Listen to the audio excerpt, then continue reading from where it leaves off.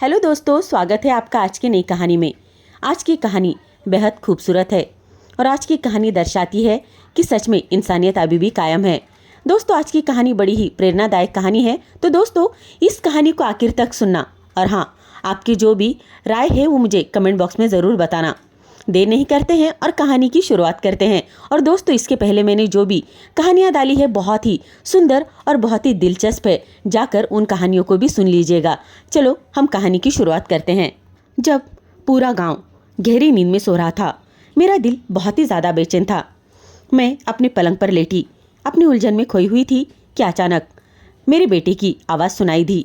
इस खामोशी को वो तोड़ रहा था। माँ, क्या आप जाग रही हो? मैंने सर उठाकर उसे देखा। उसके चेहरे पर संजीदगी भी थी और हिचकिचाहट भी, जैसे वो कोई बहुत ज़रूरी बात कहना चाह रहा हो, लेकिन उसे शब्द मिल नहीं रहे थे। हाँ, जाग रही हूँ, क्या बात है? वो धीरे से मेरे पास आया और नरमी से बोला, माँ, मैंने अपनी ज़िंदगी के बारे में एक बहुत ही बड़ा फैसला किया है। उसकी ये बात सुनकर तो मेरा दिल जैसे धड़कना ही भूल गया था। कैसा फैसला? मैंने जल्दी से पूछा। माँ, मैं एक लड़की को पसंद करता हूँ और मैं उससे शादी भी करना चाहता हूँ। उसके इन शब्दों ने तो जैसे मेरे वजूद को ही हिलाकर रख दिया था। मेरी आंखें हैरत से, गुस्से से उसे ही देख रही थी। क्या तुमने लड़की पसंद कर ली? यह बात तुम्हें क्यों सूझी? वो मेरी नज़रों का सामना करते हुए धीरे से बोला, माँ, मैं जानता हूँ कि आप मेरे लिए हमेशा सबसे अच्छी और नेकी लड़की चुनोगे, लेकिन ये मेरी ज़िंदगी की एक ख्वाहिश है और मैं एक लड़की के साथ प्यार करता हूँ। मेरा दिल तो जैसे धड़कना ही भूल गया था। मैंने हमेशा सोचा था कि मेरे हर फैसले पर मेरा बेटा चुपचाप राजी हो जाएगा, लेकिन आज वो मेरे सामने खड़ा अपनी मर्जी जाहिर कर रहा था। कौन है ये लड़की? मेरा लहजा अब थोड़ा सा सख्त हो चुका था। माँ बहुत ही इज्जतदार और नरम दिल की लड़की है। मैंने उसे बहुत करीब से जान लिया है और उसका परिवार भी।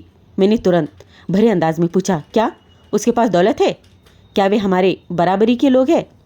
मेरे बेटे ने एक पल के लिए खामोशी अपने अंदर संभाली, फिर धीरे से बोला, माँ, वे ज़्यादा अमीर नहीं है, लेकिन वे इज्जतदार लोग हैं। मेरा ये सुनना था कि मेरा सब्र जवाब दे गया। तो तुम चाहते हो कि मेरी बहू एक गरीब घर से आए? तुम्हें मेरी इज्जत का ज़रा सा भी ध्यान नहीं है? तुम्हें अंदाज़ा है कि लोग क्या कहेंगे? मेरे बेटे ने ठंडे लहजे में कहा, माँ, लोग कुछ भी कहे, लेकिन मेरी खुशी इस लड़की के साथ ही है। उसके शब्द तो मेरे दिल पर किसी तीर की तरह चुभ गए थे। मैंने अपनी ज़िंदगी अपने बेटे के लिए कुर्बान की थी। उसे बहुत प्यार और नज़ाकत और मेहनत से पाला था और आज वही मेरे फैसले के खिलाफ जा रहा था। ठीक है, अगर तुम्हारा यही फैसला है तो अपनी मर्जी कर लो, लेकिन ये बात याद रखना कि जिद तुम्हें महंगी पड़ेगी। उसके जाने के बाद मैंने अपनी आंखें बंद करने की बहुत कोशिश की, लेकिन मुझे नींद कहाँ आ रही थी। दिल में अजीब सी बेचैनी थी। मैंने सोचा ये लड़की मेरी ज़िंदगी में एक तूफान बनकर ज़रूर आएगी, लेकिन माँ का दिल हार नहीं मानता। मैंने फैसला किया कि मैं खुद उस लड़की को देखने जाऊंगी और देखूंगी कि मेरे बेटे ने कैसी लड़की पसंद की है। अगली सुबह मैंने तय किया कि मैं खुद उस लड़की के घर जाऊंगी। अपने बेटे की जिद को समझने की और उस लड़की को देखने की मेरी बड़ी चाहत थी। मेरा दिल कह रहा था कि कुछ ठीक नहीं है, लेकिन एक माँ भला क्या कह सकती है और क्या कर सकती है। मैंने अच्छे से साड़ी पहनी और फिर दिल में गुस्सा और बेबसी लिए उस लड़की के घर पर चली गई। रास्ते भर मेरे दिमाग में कई ख्याल, कई तूफान चल रहे थे। ये लड़की कौन हो सकती है? ऐसा क्या है उसमें कि मेरा बेटा अपनी माँ को छोड़कर उसके पीछे जा रहा था? शायद वो बहुत खूबसूरत होगी, लेकिन खूबसूरती से क्या होता है? ये लड़की मेरे बेटे के काबिल नहीं हो सकती। मेरे कदमों के साथ साथ गांव की गलियां भी बिल्कुल खामोश लग रही थी। दिल में अजीब सी कश्मकश मौजूद थी। मैं बार बार खुद को समझाने की बहुत कोशिश कर रही थी कि ये सब सिर्फ वक्त का एक धोखा है। मेरा बेटा एक बार फिर से मेरी बात मान लेगा। मैं जैसे ही चारपाई पर बैठकर इधर उधर देखने लगी, मेरे दिल की धड़कन अजीब तरीके से धड़कने लगी। वहाँ पहुंचकर मैंने आंगन की दीवार पर एक ऐसा जख्म देखा कि वो जख्म मेरे दिल पर पहुंच गया था। वहाँ पर धूल चढ़ी हुई थी। एक कोने पर पानी की मटकी रखी हुई थी और सब टूटा फूटा लग रहा था। यह मंजर देखकर मेरे जहन में बस एक ही बात गुजर रही थी, ये वही जगह है जहाँ की लड़की मेरे बेटी की दुल्हन बनेगी। ये कैसी जगह हो सकती है? ये कैसे मुमकिन हो सकता है? तब एक नाजुक सी लड़की धीरे धीरे चलते हुए मेरे सामने आकर रुक गई। उसकी आंखों में सुकून था, लेकिन उस सुकून के पीछे अजीब सी चमक भी थी।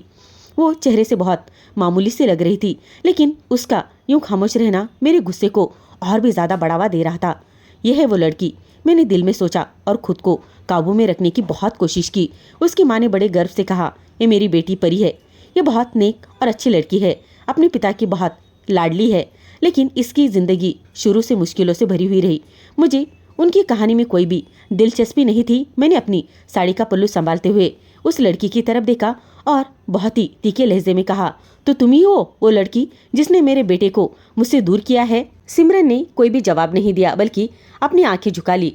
उसकी खामोशी मेरे लिए नाकाबिले बर्दाश्त थी। बोलती क्यों नहीं हो तुम? मैंने गुस्से से कहा। उसकी माँ जल्दी से बोली, बहन जी, तुम सिमरन पे ऐसा गुस्सा नहीं कर सकती। वो बचपन से ही गूंगी है, लेकिन वो बहुत ही समझदार लड़की है। ये सुनकर मेरी बर्दाश्त की अब हद खत्म हो चुकी थी। मैंने तंजिया लहजे में कहा, समझदार? वो भी एक गूंगी लड़की? कितनी समझदार हो सकती है? और ये लड़की मेरे बेटी की दुल्हन कैसे बन सकती है? क्या तुम्हें लगता है मेरे खानदान की इज्जत ये संभाल पाएगी? ये मामूली सी लड़की?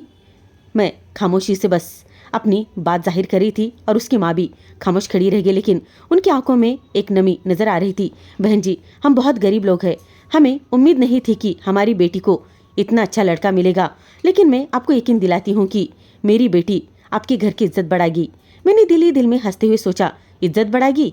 एक गूंगी और गरीब लड़की हमारे घर की इज्जत क्या बढ़ाएगी? तभी उसकी माँ खामोश नजरों से मेरी तरफ देखने लगी। उसकी आंखों में कोई भी गुस्सा नहीं था, बल्कि एक अजीब सा सुकून लग रहा था। लेकिन उस सुकून के पीछे कुछ ऐसा था जो मुझे चौंका रहा था, जैसे कि वो कुछ कहना चाह रहे हो, लेकिन उनकी खामोशी एक राज छुपाए हुई थी। मैंने सख्त लहजे में कहा, तुमने मेरे बेटे को कैसे अपने जाल में फंसाया? तुम जैसी लड़की को तो मेरे बेटे के आसपास भी नहीं होना चाहिए। तब सिमरन की माँ ने फौरन जवाब दिया, बहन जी, ये तो भगवान की इच्छा होती है ना, शायद ये रिश्ता आपके लिए खुशकिस्मती लेकर आएगा। ये सुनकर मेरे दिल में एकदम से आग सी लग गई थी। खुशकिस्मती? ये रिश्ता मेरे लिए बदनामी है। लोग क्या कहेंगे? ये मुझ जैसे शर्मा जी के बेटे के लिए जो लड़की आई है वो एक गूंगी है और गरीब लड़की है, और मैंने ऐसे लड़की को चुना है, ये कहना था कि तभी सिमरन के आंखों से आंसू टपक रहे थे, लेकिन वो फिर भी कुछ नहीं बोली। उसकी खामोशी मेरे गुस्से को और भी ज्यादा बढ़ा रही थी। मैंने बिना कुछ बोले अपना पर्स उठाया और वहां से जाने लगी। जाते हुए मैंने कहा, याद रखना, ये रिश्ता मेरी मर्जी के खिलाफ जा रहा है, लेकिन मैं ये सिर्फ अपने बेटे के लिए कर रही हूँ। अगर ये लड़की मेरे घर की इज्जत बन गई और इसने मेरे घर की इज्जत पर आँच लाई तो मैं इसे कभी भी माफ नहीं करूंगी। सिमरन की माँ ने झुकी हुई नजरों के साथ कहा, बहन जी, आप बिल्कुल भी फिक्र ना करें। हमारी बेटी आपकी सेवा करेगी और आपको कभी भी शिकायत का कोई मौका नहीं देगी। मेरा दिल उनकी बातों से हरगिज संतुष्ट नहीं था। मैंने अपने भारी कदम वहां से निकालते हुए ठान लिया था कि चाहे कुछ भी हो जाए, इस लड़की को अपने घर के बहू बनाने के बारे में मैं सोचूंगी भी नहीं, और अगर ये मेरे घर की बहू बन भी गई तो मैं इसे सुकून से रहने नहीं दूंगी। ये रिश्ता मेरे गर्व को तोड़ रहा था और मैं कभी नहीं चाहती थी कि मेरे फैसले को कोई चुनौती दे। सिमरन की खामोशी, उसकी नजरें और उसके घर की हालत सब कुछ मेरे दिल पर एक बोझ बना रही थी, पर मैं अपने बेटे की खुशी के लिए सब सहने को मजबूर थी। लेकिन मैंने अपने दिल में ये फैसला कर लिया था कि मैं अपनी पूरी जिंदगी में इस लड़की को कभी भी अपनाऊंगी नहीं। सिमरन की माँ ने बहुत ही नरमी से कहा, पैसे से क्या होता है बहन जी, हमारे पास इज्जत है और मेरी बेटी बहुत नेक है। ये सुनकर तो मेरा गुस्सा और भी ज्यादा भड़क उठा। ऐसी हालत में इज्जत कहाँ होती है? मेरी बहू तो किसी बहुत अमीर परिवार से होनी चाहिए थी, और यह तो किसी झोपड़ी जैसी लग रही है। मेरे दिल में एक जंग चल रही थी। बेटी की खुशी और मेरी इज्जत आमने सामने खड़ी थी। मैंने फैसला किया कि इस रिश्ते को रोकना होगा, लेकिन अपने जज्बातों को छुपाते हुए मैंने कहा, ठीक है, मैं वापस जाकर इस बारे में सोचूंगी। सिमरन की आंखों में कुछ ऐसा था जो मुझे बेचैन कर रहा था। वो चुप थी, लेकिन उसकी खामोशी बहुत कुछ कह रही थी। घर वापस आते हुए मेरे कदम भारी हो गए। मैं अपने आप से ही कह रही थी, ये रिश्ता कभी नहीं हो सकता। मेरा बेटा उस गरीब के साथ कभी खुश नहीं रह सकता। सिमरन के घर से लौटने के बाद मैंने खुद को कमरे में बंद कर लिया। मुझे बहुत गुस्सा आ रहा था। मैंने हमेशा सिर्फ अपनी मर्जी चलाई थी, लेकिन अब यह मसला मेरे उसूलों के खिलाफ जा रहा था। दीवार बनकर खड़ा हो गया था। मैंने कई रातें जागकर गुजारी। मैंने हमेशा अपने बेटे को समझाने की बहुत कोशिश की, बेटा, ये रिश्ता हमारी इज्जत के लायक नहीं है। वो लड़की गरीब है, न उसके पास पैसा है, न हैसियत है। तुम्हारी जिंदगी बर्बाद हो जाएगी। लेकिन मेरा बेटा हर बार एक ही जवाब देता, माँ, मैंने उसे दिल दिया है और मैं उससे शादी करूंगा। मेरी खुशी उसी के साथ है। आप मुझसे मेरी खुशी मत छीनिए। मेरी हर दलील, हर धमकी, हर प्रार्थना नाकाम हो गई थी। बेटे ने खाना पीना तक छोड़ दिया था। उसकी आंखों में दर्द और जिद साफ दिखाई दे रहे थे।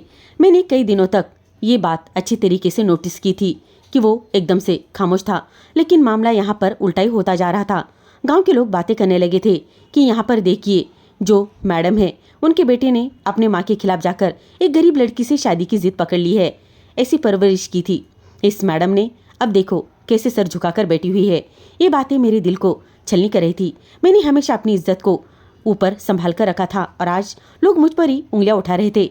एक दिन मेरा बेटा कमरे में आया, उसके हाथ में एक छोटा सा बैग था। माँ, अगर आप मेरी खुशी के लिए नहीं मानोगी तो मैं इस घर को छोड़कर चला जाऊंगा। ये बात सुनते ही मेरा दिल जैसे टूट सा गया। मेरा बेटा, ये तुम क्या कह रहे हो बेटे? तुम अपनी माँ को छोड़ने की बात कर रहे हो? उसने अपनी नजरें नीचे झुका ली, लेकिन उसकी आवाज़ मजबूत थी। माँ, मैं आपके बिना नहीं रह सकता, लेकिन अगर आप मेरी खुशी में खुश नहीं हो और मेरी वजह से आपको परेशानी हो रही है तो मुझे जाना ही पड़ेगा। मेरे हाथ कांपने लगे थे। एक माँ के लिए इससे बड़ा सदमा और क्या हो सकता है कि उसका बेटा उसे छोड़ने की बात कर रहा था। उसी दिन मैंने फैसला कर लिया, ठीक है, अगर तुम्हारा यही फैसला है तो ठीक है, मैं इस बात को मान जाती हूँ, लेकिन याद रखना ये मेरी ज़िंदगी का सबसे मुश्किल फैसला होगा। उस दिन जब मैंने सिमरन के घर बारात ले जाने का फैसला किया तो मेरा दिल जैसे पत्थर का हो गया था। मेरे चेहरे पर मुस्कुराहट का कोई नामो निशान नहीं था। मैं अपनी खुददारी और इज्जत को दफन करके वहाँ जा रही थी, सिर्फ अपने बेटे की खातिर। बारात के दिन गांव के लोग हैरत से देख रहे थे कि देखो, ये सिमरन जी की सास है। सारे लोग मुझे ही देख रहे थे। आज एक गरीब लड़की मेरे घर पर आ रही थी। ये बातें मेरे दिल पर तीर की तरह लग रही थी, लेकिन मैंने खुद को संभाल के उस सिमरन के घर पहुंचने के बाद वहां पर इज्जत के साथ सबके साथ मैंने घुल मिलकर अच्छे से व्यवहार किया। हम अपने एहसानमंद है, उनके सारे लोग हमें ही देखकर ये सारी बातें कह रहे थे। मैंने जैसे तैसे उस लड़की को अपने घर की बहू बनाकर लेकर आई थी। मैं बहुत मजबूर थी। ये यहाँ सिर्फ मैं अपने बेटे की जिद के सामने हार मानकर आई हूँ। मैंने सबके सामने कह दिया था, बारात लेकर मैं वापस भी जा सकती हूँ, लेकिन मेरी बेटी की खुशी इसी में है। सब लोग बस हैरानी से ही मुझे देख रहे थे, क्योंकि मैं अपनी इज्जत के खिलाफ नहीं जाना चाहती थी, लेकिन उनके चेहरे पर ना तो सवाल था और ना ही कोई जवाब था। मैं सिमरन को अपनी बहू बनाकर अपने घर लेकर आ चुकी थी, लेकिन अभी भी दिल मेरा बहुत भारी भारी सा लग रहा था कि तभी कुछ दिन बीत गए और मेरे सारे मेहमान यानी कि मेरे रिश्तेदार, ननंद, देवरानी, भाभी, कुछ दूर के रिश्तेदार, उनके चेहरे पर मुस्कुराहट थी, वो मेरे घर पर आ गए। लेकिन सवालात और उनके हाव भाव से साफ सारी बातें झलक रही थी। मेरी भाभी जो हमेशा बातों को बड़ा चढ़ाकर बयान करती थी, दरवाजे से अंदर आते ही बोली, अरे क्या हुआ अमृता, बहुत मुबारक हो तुम्हें बहू, आखिर तुम भी बहू घर ले ही आई, कहाँ है दुल्हन? मैंने जबरदस्ती मुस्कुराते हुए कहा, बस अभी बुलाती हूँ, आप लोग बैठिए। रिश्तेदार बैठ चुके थे, चाय बन रही थी और जैसे ही बातचीत शुरू हुई भाभी ने फौरन दहेज का जिक्र छेड़ दिया। तो तुम कितना बहू के पास से दहेज लेकर आई हो? बहू ने दहेज में क्या क्या लाया है, ज़रा बताओ तो। शादी में तो कुछ खास नज़र नहीं आया। ये सुनते मेरे चेहरे का रंग एकदम से बदल गया। मैंने मुस्कुराहट छुपाने की बहुत कोशिश की, क्योंकि अब मेरे पास कोई जवाब नहीं था। दहेज कोई मायने नहीं रखता, मैंने जवाब दिया। मेरी देवरानी फौरन बोली, ये तो ठीक है, लेकिन फिर भी कुछ ना कुछ तो उन्होंने दिया ही होगा ना। बहू की नई गृहस्थी जो है और उसे नई गृहस्थी जो शुरू करनी है। मेरी भाभी ने ठहाका लगाकर कहा, मैंने तो सुना है कि लड़की बहुत ही ज़्यादा गरीब घराने से तुम लाई हो, तुम्हें कैसे लगा ऐसे घर की बहू लाते हुए, ज़रा बताना हमें। यह तंज मेरे दिल को बिल्कुल ची रहा था। मैं जानती थी ये सवाल अब सिर्फ मजाक के लिए ही था, बल्कि मेरा मजाक उड़ाने के लिए सब ये सारी बातें कर रहे थे। मैंने अंदर जाकर बहू को बुलाया, बाहर आओ, सब तुम्हें देखने के लिए आए हैं। वो किचन में थी, वो चुपचाप चाय बना रही थी। धीरे धीरे बाहर आई। वो दुल्हन के लिबास में नहीं थी, बल्कि सादा सा सलवार और कुर्ता पहने, सर पर दुपट्टा डाले, नजरें झुकाए हुए खड़ी थी। जैसे वो कमरे में दाखिल हुई, सबकी नजरें उस पर जम गई। मेरी भाभी ने उसे सर से लेकर पांव तक ताड़ा था और वो बस उसे ताड़ती रह गई और हंसकर बोली, ये तुम्हारी बहू है? तुम्हारे बेटे के लिए ये लड़की ऐसी मिली है? मेरी देवरानी ने भी ताना मारने का कोई मौका नहीं छोड़ा। अरे ये तो बिल्कुल सीधी सादी लग रही है, शादी में भी ऐसी थी, लगता है ज़्यादा बातचीत नहीं कर सकती। सिमरन ने सर झुकाकर सब कुछ सुना, लेकिन कुछ नहीं बोली। वो खामोशी से खड़ी थी, जैसे इन बातों की वो आदी हो चुकी थी। लेकिन मेरी शर्मिंदगी बढ़ती जा रही थी। मुझे ऐसा लग रहा था सब लोग मेरी नाकामयाबी का मजाक उड़ा रहे थे। बहू तो बहुत ही ज़्यादा चुपचाप रहती है, क्या ये बोलती भी है या गूंगी है? बताओ तो ज़रा। सब फिर से मेरा मजाक उड़ा रहे थे। घर के कामों में तो वो बहुत ही माहिर थी। चलो कम से कम वो घर के कामों में तो तुम्हारा हाथ बढ़ा ही देगी। मेरा गुस्सा और ज़्यादा बढ़ गया था और मैं शर्मिंदा हद से ज़्यादा होती चली जा रही थी। ऐसी बहू तो नसीबों से ही मिलती है, मेरी देवरानी ये कहने लगी। यहाँ पर सब लोग सिमरन को ताने दे रहे थे और उसकी आंखों से आंसू बह रहे थे, लेकिन उसने अपना सर झुकाए रखा जैसे उसे अपनी बेबसी का सामना पहले से ही करना आता हो। मेरा बेटा हमेशा से ये सब कुछ देखता आ रहा था। वो तुरंत आगे आया, उसने अपने बीवी का हाथ थामा और नरमी से कहा, चलो अंदर चलते हैं। सिमरन ने सर उठाया, आंखों में आंसू लिए मेरा बेटा उसका हाथ पकड़कर अंदर लेकर चला गया। मेरे बेटे ने दिलासा दिया, फिक्र मत करो, ये सब बातें बस वक्त के साथ ख़त्म हो जाती है, लेकिन मैं तुम्हारे साथ हमेशा रहूँगा। सिमरन उसे कमरे में लेकर चली गई। वो दोनों बहुत ही ज़्यादा अच्छे कपल थे। मैंने अपने आप से कहा, ये वो लड़की है जिसके लिए मेरा बेटा दुनिया से लड़ गया है। इसने मेरी किस्मत में सिर्फ गरीबी और शर्मिंदगी ही लिख दी है। शादी को अभी कुछ ही दिन गुजरे थे, लेकिन मेरा दिल अपनी बहू को देखते ही कुटरने लगा था। बाहर सबके सामने तो मैंने उसे अपना लिया था, लेकिन अंदर ही अंदर मैंने फैसला कर लिया था कि मैं उसे ऐसा सबक सिखाऊंगी कि वो इस घर में आने का अफसोस करेगी। उसका इस घर में आना मेरा गुरूर अब बढ़ चढ़कर टूट चुका था और मैं उसे कभी माफ नहीं कर सकती थी। सुबह का वक्त था। सिमरन जल्दी उठकर किचन में काम कर रही थी। उसके हाथ चूल्हे पर थे और पसीने की बूंदें उसके माथे से यहाँ वहाँ टपक रही थी। वो सब कुछ किचन में खाना बनाते हुए अपने पल्लू से पसीना पोंछ रही थी। सब्जी तो जल रही है, मैंने जोर से चिल्लाई, कोई काम तो तुम्हें ढंग से आता ही नहीं है। वो बहुत ज़्यादा घबरा गई और पीछे पलटकर देखने लगी। मेरे तानों की बौछार उस पर अब बरस रही थी। मैंने तुम्हारे जैसी निकम्मी लड़की जिंदगी में नहीं देखी। ना तो शक्ल अच्छी है और ना ही तुम काम की हो। तुम्हें मेरे बेटे ने कैसे पसंद किया बस भगवान ही जानता है। वो चुपचाप सब सुनती रही और मैं उसे ज़्यादा गुस्से से ये सारी बातें बोलती रही। दिन के वक्त मैंने उसे आंगन में बुलाया और कहा, ये पूरा आंगन धोना है और हाँ, बाथरूम भी साफ करना है। जो कपड़े पड़े हुए हैं वो भी तुम्हें अच्छे तरीके से साफ करने हैं। झाड़ू वगैरह लगा दो, वरना याद रखना मुझसे बुरा कोई नहीं होगा। उसे बार बार परेशान करने की मैं कोशिश करने लगी। उसे मैं जहाँ भी जाती बस आवाज़ देने लगती। मैंने उसे एक पल के लिए भी सुकून की दिन भर में सांस नहीं लेने दी। अरे सिमरन, सुन रही हो? ये बर्तन यहाँ पर क्यों पड़े हैं? अब तक धुले नहीं। मैंने उसे बहुत ज़्यादा परेशान किया था। शाम को मेरा बेटा घर आया तो मैंने तुरंत अपना लहजा बदल लिया। जैसे ही उसने अपनी पत्नी को किचन में देखा तो मुस्कुराकर बोला, अरे सिमरन, तुम काम कर रही हो और अब तक ज़रा आराम भी कर लिया करो। मेरे बेटे ने एक हैरानी से उसकी तरफ नज़र डाली तो देखा कि वो बहुत ही ज़्यादा परेशान लग रही है, लेकिन अभी भी खामोश है। मुझे खुश होता हुआ वो एक नज़र देख रहा था। मैं दिल ही दिल में हंस पड़ी। ये तो गूंगी है, इसे क्या मालूम कि मैं पीठ पीछे इसे कितना ज़्यादा परेशान करती हूँ, तो ये मेरी शिकायत कैसे करेगी। बस मैंने बेटे को देखा और एक हल्की सी मुस्कुराहट उसे दी, लेकिन कुछ ना कुछ तो मेरा बेटा समझ ही चुका था कि आखिर कुछ तो हो रहा है, लेकिन मेरी मर्जी के बिना यहाँ कुछ भी नहीं हो सकता था। सिमरन की आंखों में आंसू थे, लेकिन उसने अपने पति को कुछ भी नहीं कहा। वो चुपचाप काम में लगी रही, जैसे वो अपने जज्बातों को अंदर ही अंदर दबा रही हो। रात को जब सब लोग सो गए तो सिमरन अपने कमरे में बैठी रो रही थी और अपने दिल की बात जुबान पर लाना चाहती थी, लेकिन उसकी खामोशी उसकी सबसे बड़ी रुकावट थी। वो सोच रही थी, मैं कैसे कहूँ, कौन मेरी बात समझेगा। सासू माँ तो मुझे हर बात ताना मारती है और मेरा पति वो मुझे सुनेगा, लेकिन शायद मेरी हालत को नहीं समझेगा। उसके आंसू तकिए में समा गए, लेकिन उसके दिल का बोझ कम नहीं हो रहा था। अगले दिन मैंने उस पर एक और जुल्म किया। मैंने जानबूझकर उसे उल्टे सीधे काम में उलझा दिया। ये सब्जी दोबारा बनाओ, ये ठीक नहीं बनी है। ये झाड़ू दोबारा लगाओ, आंगन में बहुत कचरा पड़ा हुआ है।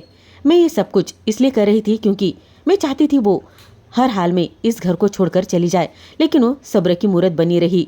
शाम को जब मेरा बेटा वापस आया तो उसने देखा कि सिमरन की हालत बहुत ख़राब थी। उसके हाथ कांपने लगे थे और उसकी आंखें सूजी हुई थी। सिमरन, क्या हुआ तुम्हें? मेरे बेटे ने फिक्रमंदी से पूछा। सिमरन ने सर झुका लिया और कुछ भी नहीं कहा। वो अपनी तकलीफ जुबान पर नहीं ला सकती थी। मेरे बेटे ने उसके करीब बैठकर कहा, मैं जानता हूँ कि यह घर तुम्हारे लिए नया है, लेकिन मुझे यकीन है कि तुम सब कुछ ठीक ही कर लोगी।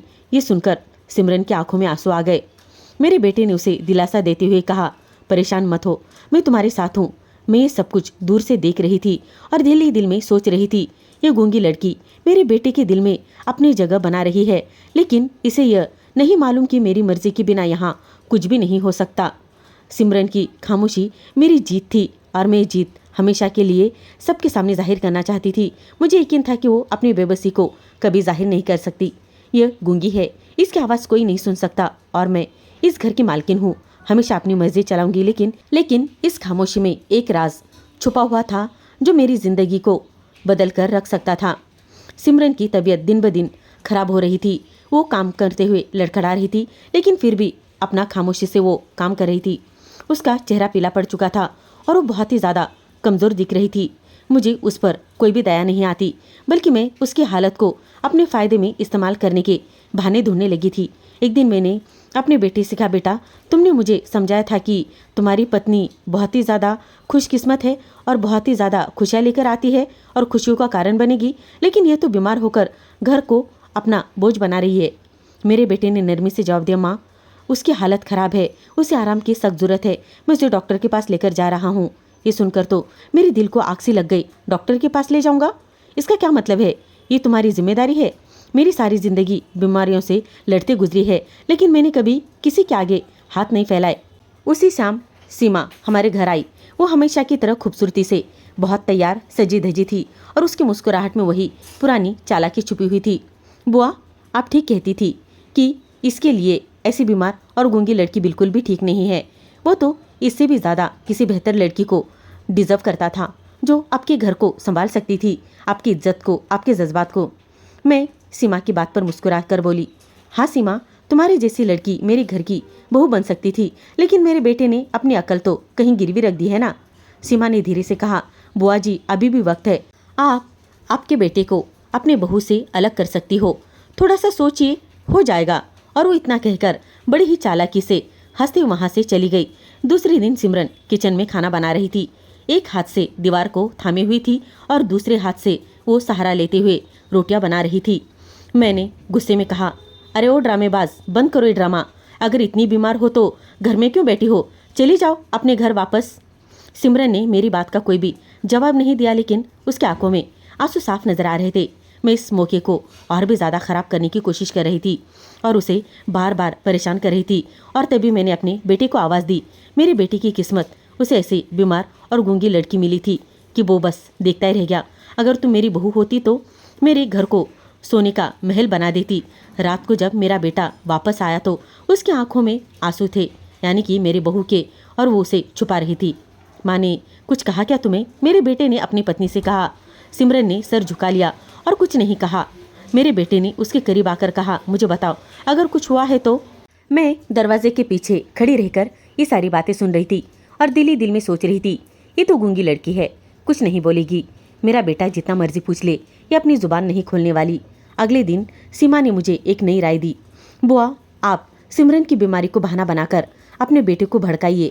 ये लड़की उसके लिए बिल्कुल भी ठीक नहीं है। आप कहिए कि ये लड़की ना तो बोल सकती है, ना ही ये कोई जिम्मेदारी लेने के काबिल है। ये आपके घर के हिसाब के किताब के एकदम उल्टी है। मैंने सीमा की बात मानने का फैसला कर लिया। मैंने अपने बेटे से कहा, बेटा, तुम्हें ये सब समझना ही होगा कि घर की हालत क्या चल रही है। तुम्हारे और तुम्हारे बीवी के ज़िंदगी के बारे में मुझे कुछ कहना है। ये तुम्हारे लायक नहीं है। वो बीमार रहती है और उसकी हालत दिन ब दिन देखो ना कितनी बिगड़ती जा रही है। मुझे लगता है कि ये तुम्हारे ऊपर सिर्फ एक बोझ बनकर रह जाएगी। मेरे बेटे ने मेरी बात को नज़रअंदाज करते हुए कहा, माँ, सिमरन मेरी जिम्मेदारी है और आप जो चाहिए कहिए और करिए, लेकिन मैं उसे नहीं छोड़ूंगा। ये सुनकर तो मेरा दिल जल भुनकर खाक हो गया। मैंने सीमा से कहा, तुम्हारी सारी कोशिश के बावजूद भी मेरे बेटे ने कोई बात नहीं मानी। हमें कुछ और ही करना होगा। सिमरन की रात की खामोशी सिसकियों में बदल गई और मैं उसे बस रोने पर मजबूर करने लगी। वो अक्सर रात को देर तक जागती रहती और कभी कभी कुपार चुपके से कमरे से बाहर निकल आती। उसके कदमों की आहट आंगन में सुनाई देती थी, लेकिन जब मैं देखने जाती तो या तो वो अपने कमरे में वापस जा चुकी होती या फिर किसी कोने में गायब हो जाती। ये बातें मेरे दिल में अजीब से ख्यालात पैदा कर रही थी, लेकिन मैं कुछ भी साबित नहीं कर पा रही थी।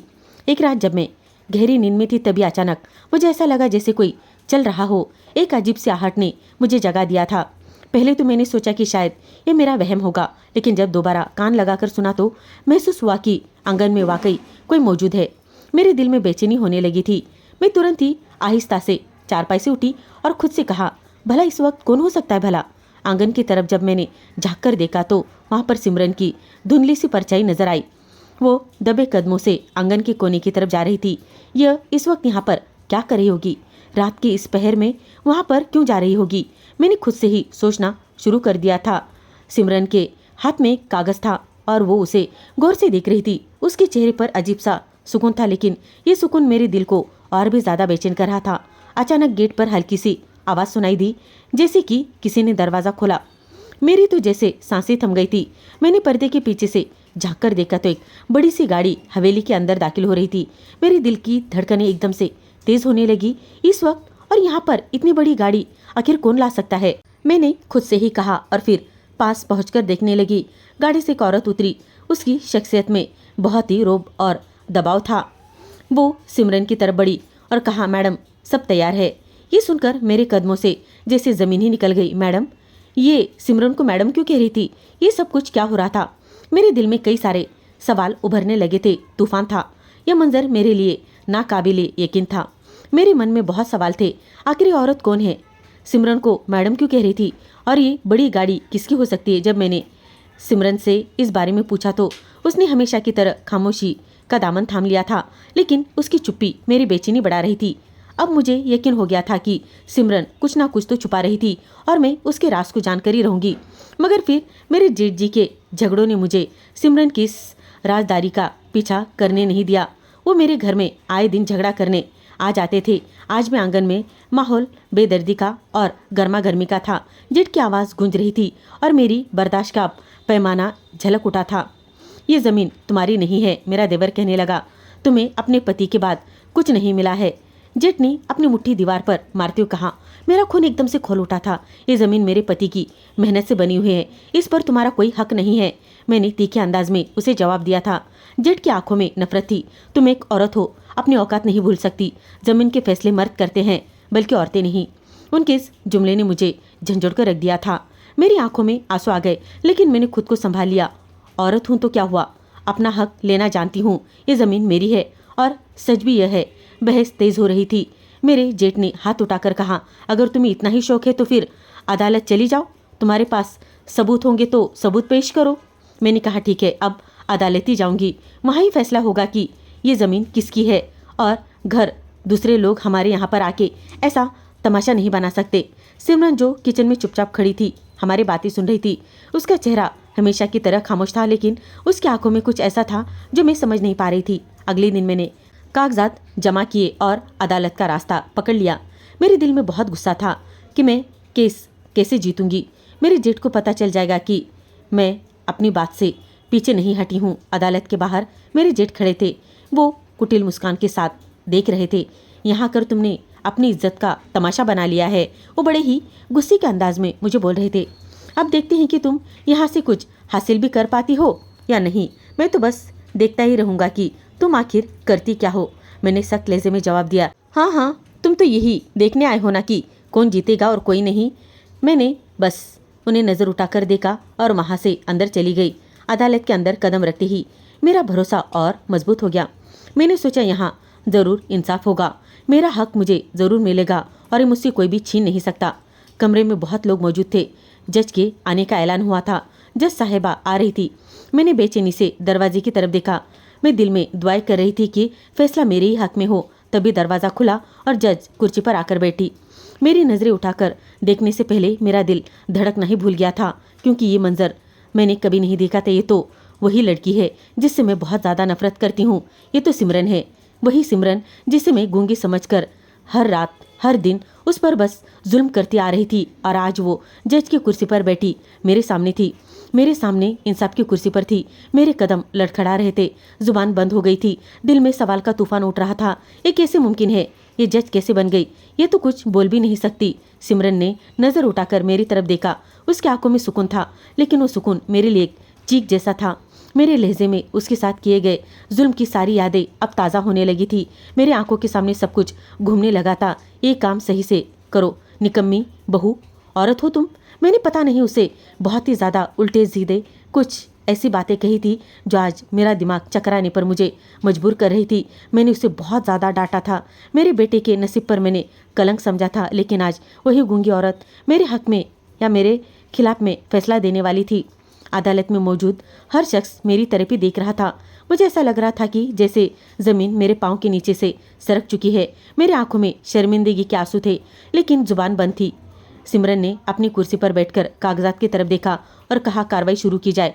उसकी इस मजबूत आवाज़ ने मुझे झंझोड़ कर रख दिया था। ये बोल भी सकती है, ये जज कैसे बनी, फिर यह मेरे सामने खामोश क्यों रहती है? ये सवाल मेरे दिल में हथौड़ी की तरह बज रहे थे। मैं जानती थी कि मेरा सामना अब सिर्फ जायदाद के केस से नहीं बल्कि अपने किए गए जुल्म के हर एक हिसाब किताब से होने वाला था। मेरी आंखों में जैसे कि पत्थर जम गए थे। सिमरन ने अपनी नज़रें कागजात पर डाली, लेकिन वो जानती थी कि मैं यहाँ हूँ। उसने कोई भी जज्बात जाहिर नहीं किए थे। अदालत का कमरा खामोशी से भरा हुआ था। मेरे जेठ के चेहरे पर एक शैतानी मुस्कुराहट थी। वो बस मुझे ही देख रहा था। अब देखते हैं तुम्हारा क्या होता है। उनकी आवाज़ मेरे कानों में गूंजने लगी, लेकिन मैं जवाब देने के काबिल नहीं थी। उसी लम्हे मेरे दिल और दिमाग में जो जुल्म मैंने अपनी बहू पे किए थे उसमें मैं डूबी हुई थी। कुछ भी सोचने समझने के काबिल नहीं थी। मुझे वो दिन याद आने लगे जब मैंने अपनी बीमार बहू पे हाथ उठाया था और उसके ऊपर मैंने जुल्म किया था। कितना मजबूर किया था। ये सब बहाने मैंने उसे अपने बेटे की ज़िंदगी से निकालने के लिए किया था। मैंने उसे कितना बेकार समझा था, गरीब समझा था। मैंने पता नहीं उसके बारे में क्या क्या सोचा था। मेरी किस्मत का फैसला आज वो करने वाली थी। अदालत के मुजरिमों के केस की हर बात पढ़ना शुरू की, लेकिन मेरे कान सुन पड़ चुके थे। मेरी नज़रें बस मेरे बहू के चेहरे पर जमी हुई थी और मेरा दिमाग डर के साए में कैद हो चुका था। ये सब कैसे हुआ? मैंने अपने आप से सवाल किया। ये तो मेरी बहू थी, एक गूंगी, कमज़ोर और बेबस लड़की। ये जज कैसे बनी? सिमरन ने पहली बार नज़रें उठाई। हमारी आंखें मिली। उसकी आंखों में वही सुकून था। वो कुछ नहीं बोली, लेकिन उसकी खामोशी ने मेरी रूह को हिलाकर रख दिया था। अदालत में कार्रवाई जारी थी, लेकिन मेरे दिल तो वक्त के जैसे जज्बात में थम चुका था। जेठ ने अपनी बात शुरू की, लेकिन मेरा दिमाग उन शब्दों को सुनने से इनकार कर रहा था। मेरे लिए सिर्फ एक ही हकीकत थी, मेरी बहू जज की कुर्सी पर मौजूद थी। हर बढ़ते वक्त के साथ मेरी बेबसी बढ़ती जा रही थी। मेरे हाथ ठंडे पड़ चुके थे। बार बार मेरे दिल में यही ख्याल आ रहा था, जो कुछ मैंने अपने बहू के साथ किया उसका हिसाब किताब आज मुझसे लिया जाएगा। सिमरन ने अदालत के कमरे में बोलना शुरू किया। उसकी आवाज़ धीमी थी लेकिन मजबूत थी। ये अदालत है और यहाँ सिर्फ हक की बात होगी। उसकी बात सुनकर मेरी आंखों में आंसू आ गए। मेरी शर्मिंदगी और भी ज़्यादा बढ़ने लगी। मैंने नज़र उठाकर उसे देखा। वो खामोशी से किसकी कार्रवाई में व्यस्त थी। मैं यहाँ से भाग जाऊँ, मेरा दिल ये सब कुछ कह रहा था। मेरी तमाम साजिशें जज के सामने अब बेकार हो चुकी थी। सिमरन ने कागज़ों पर अपनी नज़र डाली। वो अपना बयान शुरू करने वाली थी, लेकिन जैसे जैसे वो बोलती जा रही थी मुझे एक और बात समझ में आने लगी। ये केस सिर्फ जायदाद का नहीं है, ये मेरे किए गए हर जुल्म के हिसाब का है। उसकी आवाज़ में सख्ती थी जिसे मैंने अभी पहचाना ही नहीं था। वो बोल रही थी और उसके हर लफ्ज़ के साथ मेरा दिल अब भारी होता जा रहा था। जेठ ने ताना मारते हुए कहा, सरिता जी, अब तुम्हारे तमाम फैसले उसके हाथ में है। याद रखना, सामने तुम्हारी बहू है, समझी ना तुमने इसे बेइज्जत किया था ना। मैंने देखा था उस दिन जब मैं तुम्हारे घर आया था। बल्कि मेरी ज़िंदगी के फैसले का भी यही वक्त था। जो जुल्म और ताने मैंने अपनी बहू पर किए थे बहुत ही बड़ा था। आज मेरा टकराव अपनी बहू से था। ऐसा लग रहा था जैसे वो मेरी हालत को अच्छे से समझ रही थी, लेकिन उसकी आंखों की शांति मेरे दिल को चुभ रही थी। उस वक्त के ब्रेक के बाद दोबारा से अदालत बैठी और फिर सिमरन ने मजबूत लहजे में कहा, सच्चाई के साथ कानून खड़ा होता है और फैसला वही होगा जो सच है। यहाँ अपनी जीत और कोई भी अपने मन मुताबिक नहीं जी सकता। यहाँ पर जो कुछ भी होता है बस कानूनी कार्रवाई के साथ होता है और किसी के साथ कोई नाइंसाफ़ी नहीं होती। मुकदमा अपने अंतिम चरण पर पहुंच रहा था। सिमरन ने तमाम दलीलें और सबूतों को सुनने के बाद फैसला सुनाने के लिए कागजात खोले। सिमरन अदालत में एक खामोशी छा गई। मेरी नज़रें सिमरन पर ही जमी हुई थी और दिल काँप रहा था। शर्म के एहसास भी भरे हुए थे। उसने मजबूत लहजे में कहा, यह अदालत इस नतीजे पर पहुंची है कि ज़मीन दोनों पक्षों की मिल्कियत है और इसे बराबर हिस्से में बांटा जाएगा। कानून अपनी जिम्मेदारी पूरी करेगा। ये फैसला मेरे गुरूर पर एक वार था। मैंने सोचा था कि सारी ज़मीन मेरे नाम पर हो जाएगी, लेकिन सिमरन ने मेरे हक में फैसला नहीं लिया था। अदालत से बाहर निकलते हुए मेरे कदम लड़खड़ा रहे थे। बार बार मेरे दिमाग में वो लम्हे आ रहे थे जब मैं उसे कमज़ोर समझकर उस पर जुल्म कर रही थी। मेरी बहू इतनी बड़ी पोस्ट पर कैसे हो सकती थी? ये कैसे मुमकिन हुआ? ये सब वो जज कैसे बनी? वो तो गूंगी लड़की थी, कमज़ोर लड़की थी। कुछ देर के बाद मेरा सामना अपनी बहू से हुआ। मैंने पूछा, तुम इतनी बड़ी पोस्ट पर और इतनी बड़ी जज कैसे हुई? वो मुझे कुछ नहीं बताती और मुझे कभी क्यों कुछ पता नहीं चला। तुमने ये सब कुछ मुझे क्यों नहीं बताया और क्यों छुपाया? सिमरन की नज़रें मेरे दिल पर तीर की तरह चुभ रही थी। उसकी आंखों में एक अजीब सी तेजी थी। उसके चेहरे पर कोई हलचल नहीं थी। उसने अपनी खामोशी तोड़ी और बेहद सख्त लहजे में ताना मारते हुए कहा, आपने कभी जानने की कोशिश ही नहीं की कि मैं कौन हूँ? आपके लिए मैं बस हमेशा से गूंगी थी, बस एक बेबस लड़की थी। आपने कभी ये सोचा कि इस खामोशी के पीछे कितनी आवाज़ें दबी हुई होगी? आपके लिए मेरी कोई हैसियत नहीं थी, सिर्फ एक ऐसी बहू थी जिसे आपने गुरूर के नीचे दबाने की पूरी कोशिश की थी। लेकिन मेरी जिंदगी का मकसद आपको खुश करना नहीं था, बल्कि उन लोगों के लिए इंसाफ लाना था जिन्हें आप जैसे लोगों ने अपनी झूठी गवाहियों से दबाकर रख दिया था। उसके इन शब्दों ने जैसे मेरी रूह को अपने आप से छीन लिया था। मेरा वजूद कांप रहा था और अजीब सी घबराहट मेरे दिल में होने लगी थी। ये तुम क्या कह रही हो? मैंने किसके साथ कुछ नहीं किया और मैंने कुछ भी गलत नहीं किया। मेरे लब कांप रहे थे। मेरे सवालों के पीछे खौफ झलक रहा था। सिमरन एक लम्हे के लिए खामोश होकर मेरी तरफ देखने लगी। फिर उसने कहा, आपको याद है वो शख्स जिसके खिलाफ आपने झूठी गवाही दी थी? वो शख्स जिसे आपकी झूठी गवाही ने मुजरिम बना दिया था। मेरे जहन में पुरानी धुंधली याद आने लगी थी और वो सारी चीज़ें अब मैं सोचने लगी। वो केस था जिसमें मैंने पैसों के लालच में आकर झूठ बोल दिया था, लेकिन मैंने कभी नहीं सोचा था कि उस झूठ का किसी की जिंदगी पर इतना बुरा असर पड़ेगा। वो कौन था? मेरी जुबान लड़खड़ा रही थी। सिमरन ने गहरी सांस ली और दर्द लहजे में कहा, वो मेरे पिता थे, वही ईमानदार ऑफिसर थे जिन्हें आपकी झूठी गवाही ने मुजरिम बना दिया था और आपकी गवाही ने उन्हें मौत के घाट उतार दिया था। उनके साथ मेरी जिंदगी भी खत्म हो चुकी थी। आपने मेरे पिता को नहीं, मेरी जिंदगी को मार डाला था। ये सुनकर मेरे पैरों तले से जैसे जमीनी निकल गई। मेरी आंखों में आंसू आ गए। मैं बेबसी से बस अपने बहू को देख रही थी। ये सच नहीं हो सकता, मुझे माफ़ कर दो सिमरन, मुझे नहीं मालूम था कि वो तुम्हारे पिता थे। सिमरन ने हल्की तंजीदगी मुस्कान के साथ, आपने कभी जानने की कोशिश नहीं की कि आपके किए का अंजाम किस पर कितना बुरा असर भी डाल सकता है। आपके किए गए सिर्फ एक गुनाह ने कितनी जिंदगियां बर्बाद की। मेरी माँ, मेरी दादी और मैं, सब लोग हम अनाथ हो गए। लेकिन अब आपको वही सज़ा मिलेगी जो पिता को मिली थी। तभी अदालत के बाहर पुलिस के कदमों की आवाज़ सुनाई दी।